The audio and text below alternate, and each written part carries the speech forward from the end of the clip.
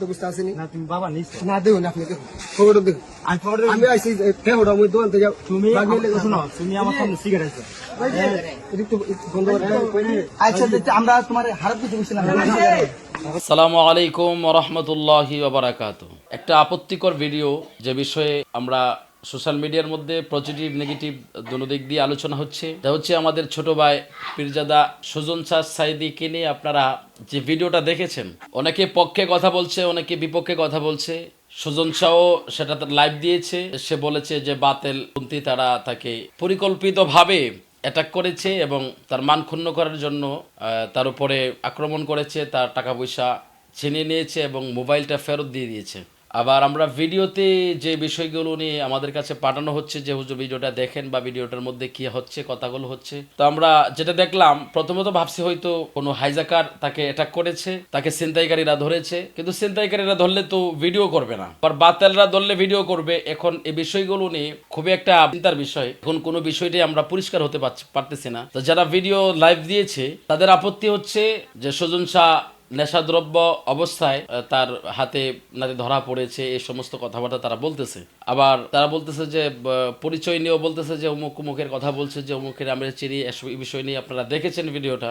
আমার কথা হচ্ছে যদি সে সত্যিকার অর্থে নেশায় আসক্ত হয়ে পড়ে, আমি তাকে অনুরোধ করে বলবো, বড় ভাই হিসাবে ছোট ভাইকে এটা বলতেই পারি, অনুরোধ করে বলবো অনতি বিলম্বে তুমি ওই কাজ থেকে ফিরে আসাটা তোমার জন্য খুবই মঙ্গলজনক। কারণ তোমার যে লাইফস্টাইল, তোমার তো কোনো কিছুর অভাব নাই, ফিল্ডে তোমার ভালো প্রচার আছে, তারপরে তুমি একটা দরবার পরিচালনা করতেছো, টাকা পয়সার তো অভাব নেই, আল্লাহ পাক তোমাকে যথেষ্ট দিয়েছে। তারপরে তুমি যে লাক্সারিয়াস ব্র্যান্ডের কাপড় চোপড় পরো, এটা দেখলে তো বোঝা যাচ্ছে যে তুমি ভালো অবস্থানে আছো। কিন্তু ভালো অবস্থানে থাকার পরে যদি তুমি এই সমস্ত কাজে জড়িয়ে পড়ো, এতে করে তো তোমার লাক্সারিয়াস লাইফস্টাইল এগুলো থাকে না, এগুলো নষ্ট হয়ে যায়। এরপরে তোমার চেহারার অবস্থা নষ্ট হয়ে গেছে। যদি তুমি সত্যিকার অর্থে এ সমস্ত কুকর্মের সাথে জড়িয়ে পড়ো, আল্লাহ পাক ক্ষমাশীল, আল্লাহ পাক অবশ্যই ক্ষমা করে দিবেন যদি তওবা করে ফিরে আসো। যেহেতু তুমি একটা মাজারে একজন ওলির খেদমতে আছো, এটা আমার অনুরোধ।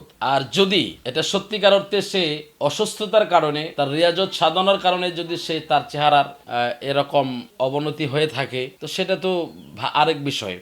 রিয়াজত সাধনার কারণে যদি শরীরের পরিবর্তন হতেই পারে, খাবার দাবার তারপরে সবকিছু মিলিয়ে যেহেতু রিয়াজতের ভিতরে আছে, সাধনার ভিতরে আছে, তো এটা পরিবর্তন হতে পারে, কিন্তু এটা গুড সাইড, এটা তো খারাপ কিছু না। অযথা নেশাদ্রব্য পান করে সেবন করে যদি চেহারা নষ্ট হয়, শরীর নষ্ট হয়, লাইফস্টাইল লাক্সারিয়াস জীবনযাপন এগুলো যদি নষ্ট হয়ে যায়, এটা তো বড় আপত্তিকর বিষয়, এটা তো বড় কষ্টের বিষয়। এটা আমাদের কাছে শুনলেও খারাপ লাগে। আমরা যদি দেখি যে সুজন শাহর মতো এরকম ইয়াং ছেলেপেলে তারা ভালো অবস্থানে আছে, এটা তো আমাদের জন্য ভালো। কারণ আমাদের আহলে সুন্নাত ওয়াল জামাতের ছেলেরা কাজ করবে, তাদের ফ্যান ফলোয়ার থাকবে, যারা বাজে পথে যাবে তারা বাজে পথ থেকে ফিরে আসবে, এটা তো আমাদের জন্য গর্ব। আর শামীম রাজা, তারপরে সুজন শাহ সাইদি, এই যে ইয়াং ছেলেগুলো আছে, এরা তো আমাদের গর্ব। আমরা গর্ব করে বলতে পারি, প্রাউড ফিল করে বলতে পারি যে এই ছেলেগুলোর মাধ্যমে অনেকগুলো যুবকের পরিবর্তন আসছে। কিন্তু যদি ওইরকম হয়ে যায়, তাহলে এটা তো একেবারে মন্দ কাজ এবং খুবই আফসোস, দুঃখজনক কাজ।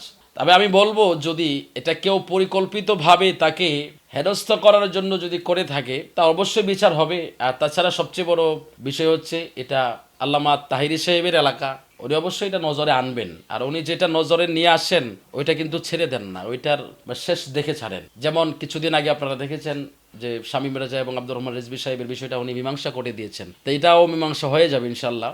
আর যদি সুজন ওইরকম কাজের মধ্যে জড়িয়ে পড়ে থাকে, তো সুজনের কাছে আমার অনুরোধ থাকবো, প্লিজ ভাই তুমি ওইটা থেকে ফিরে আসো, তুমি তোমার আগের মতো করে তোমার জীবনটাকে তুমি গড়ো, আবার তুমি ফিল্ডে কাজ করো, আবার তুমি দরবার নিয়ে আহলে সুন্নাত ওয়াল জামাতের এবং তরিকতের কাজ করে যাও। এটা আমাদের জন্য, আমরা এটা সুখবর মনে করব। আর যদি তোমাকে এরকম পরিকল্পিতভাবে করে থাকে, আর এটা তো প্রমাণ অবশ্যই আছে, তোমার কাছেও আছে, তাদের কাছেও আছে, আমি আশা করব তোমার কাছে যে এভিডেন্সগুলো আছে সেগুলো তুমি শো করবা।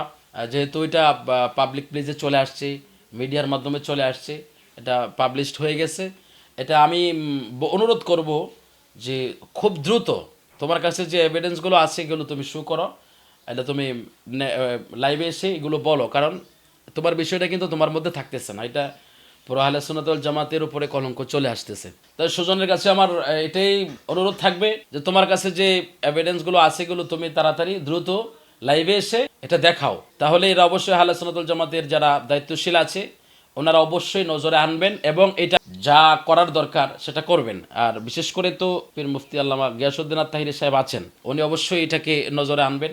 আর যদি তোমার কাছে দলিল না থাকে আর ওরা যদি ওদের সমস্ত ডকুমেন্টগুলো তারা শো করে, যদি আহলে সুন্নাত ওয়াল জামাতের কোনো মানক্ষুণ্ণ হয়, এটা কিন্তু তোমার উপরে থাকবে না, এটা পুরো আহলে সুন্নাতের উপরে চলে আসবে। অতএব আমি আমার স্নেহের ছোট ভাই সুজন শাহ সাইদিকে বলবো যে তোমার কাছে যা আছে তুমি তাড়াতাড়ি শো করো। আর যদি তুমি ওইরকম কাজে জড়িত হয়ে থাকো, দ্রুত তওবা করে ফিরে আসো, কোনো বুজুর্গ আলেম এবং পীর কাছে গিয়ে তুমি তওবা করে নাও, আর নিজের মতো করে আবার নিজের লাইফটাকে আবার গড়ে নাও। এটাই আশাবাদী আমরা। আল্লাহ তাআলা সবাইকে বুঝদান করুক। আর যারা আপনারা নেগেটিভ পজিটিভ কথা বলছেন, আপনাদেরকে অনুরোধ করে বলি, আপনারা একটা বিষয় ভালো করে যদি এটা জাজমেন্ট না করতে পারেন, আপনারা এই বিষয় নিয়ে আলোচনা করবেন না। এতে করে কিন্তু আপনারা যে মানহাজের কথা বলছেন, শুধু একটা দলের ক্ষতি হচ্ছে না, পুরো জাতির ক্ষতি হচ্ছে, এটা পুরো মুসলিম উম্মার উপরে চলে আসে। অতএব আমরা বৃহৎ স্বার্থের দিকে তাকি, তার পক্ষে আছে কেউ, বিপক্ষে আছে কেউ, সবাইকে অনুরোধ করে বলবো, প্লিজ আপনারা এটা নিয়ে নাড়াচাড়া করবেন না। হয়তো আপনাদের কাছে তার আকীদার বিষয় নিয়ে কিছুটা গরমিল থাকতে পারে, কিন্তু আপনি মুসলিম, সেও মুসলিম, আমরা মুসলিম। অতএব মুসলমান হিসাবে মুসলিমদের যাতে কোনো অমর্যাদা না হয়, ইসলামের যাতে কোনো অমর্যাদা না হয়, এটা স্বাভাবিক বিষয়।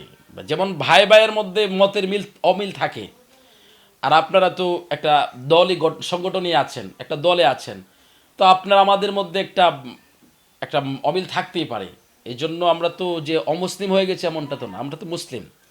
অতএব আপনি আপনার কাজ করে যান, আমরা আমাদের কাজ করে যাব, সবাই সবার অধিকার থেকে, সবাই সবার অবস্থান থেকে সবাই কাজ করে যাবে। আমরা যেন এই বিষয়গুলো নিয়ে বেশি একটা নাড়াচাড়া না করি, যত দ্রুত সম্ভব এটা মীমাংসার দিকে যেন আমরা নিয়ে যাই। যদি সুজন শাহ দোষী হয়ে থাকে, পীর মুফতি গিয়াসউদ্দিন আত-তাহিরি সাহেব আছেন, উনি সেটার অবশ্যই বিচার করার মতো ক্ষমতা রাখেন, তিনি এটাকে অবশ্যই তিনি নজরে আনবেন। এবং আহলে সুন্নাত ওয়াল জামাতের যারা দায়িত্বশীল আছেন, ওনারা অবশ্যই এটা নজরে আনবেন। আর যদি সেই অপরাধী না হয়ে থাকে, আপনারা যারা এগুলো করেছেন, আপনাদেরকে বলবো এই কাজগুলো আপনাদের উচিত হয় নাই, এগুলো আপনাদের উচিত হয় না, এগুলো করা উচিত না। এগুলোতে যারা অমুসলিম আছে তারা মুসলমানদেরকে তো এমনিতেই দেখতে পারে না, আবার আমাদের মধ্যে যদি এ সমস্ত কর্মকাণ্ড থাকে তাহলে তো আরও বিপদ। অতএব আমরা বৃহৎ স্বার্থের দিকে তাকি, আমরা যেন এ সমস্ত কাজ থেকে বিরত থাকি। আমরা পজিটিভও বলবো না, নেগেটিভও বলবো না, আমরা মীমাংসার দিকে যাব, চেষ্টা করব। যদি আপনাদের ক্ষমতা থাকে আপনারা দ্রুত এটা মীমাংসায় নিয়ে আসেন, দ্রুত এটা একটা সমাধান চলে আসুক, আমরা চাই। আল্লাহ তাআলা সবাইকে হেফাজত করুক, হেদায়েত দান করুক। সুজন শাহকেও আল্লাহ তাআলা হেফাজতে রাখুক। যদি সে কোনো ষড়যন্ত্রের শিকার হয়ে থাকে, আল্লাহ তাআলা তাকে ধৈর্য ধারণ করার তৌফিক দান করুক, ধৈর্যের সাথে যেন সে মোকাবেলা করতে পারে, সে তৌফিক আল্লাহ তাকে দান করুক। আর যদি সে অপরাধী হয়ে থাকে, আমার অনুরোধ থাকবো, বারবার করে বলছি আমি, আমার অনুরোধ, সে যেন কোনো পীর মাশাইখের হাত ধরে তওবা করে ফিরে আসে। আল্লাহ তাআলা সবাইকে সঠিক বুঝ দান করুক। আসসালামু আলাইকুম ওয়া রাহমাতুল্লাহি ওয়া বারাকাতুহু।